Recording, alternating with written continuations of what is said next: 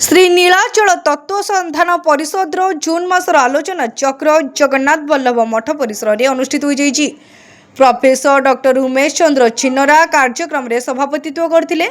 कार्यक्रम संचालन करथिले संपादक डॉक्टर श्रीनिवास आचार्य। परिषद वरिष्ठ सदस्य प्रोफेसर डॉक्टर सत्यनारायण आचार्य ओडिशा विश्वविद्यालय कुलपति पद अलंकृत करिथिबारु तांकु संबर्धित करा जायतिला। आलोचना विषय पुरुषोत्तम मास और पुरुषोत्तम तत्व।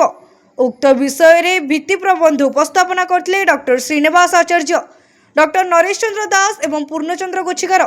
ज्योतिष गणना रे सौरमान वर्षर दिन संख्या 365 दिन 6 घंटा हेला बेले चांद्रमान वर्षर दिन संख्या 354 दिन अटे। चांद्रमान वर्षर न्यूनतम पूर्ति निमंते 28 रु 34 मास अंतर रे गोटे अधिक मासर गणना करा जाए। एही अधिक मासटी को अधिमास, मलमास, पुरुषोत्तम मास रूपे अभिहित करा जाए। मलमासर प्रथमटी शुक्लपक्ष, द्वितीयटी कृष्णपक्ष अटे।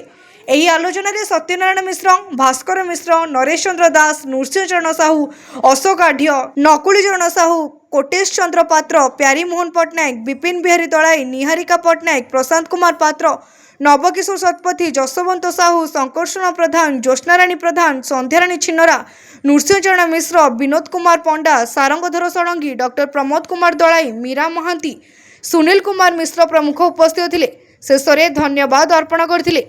पुरीरू रविनारायण जेनाଙ୍କ रिपोर्ट तीर्थक्षेत्र लाइव।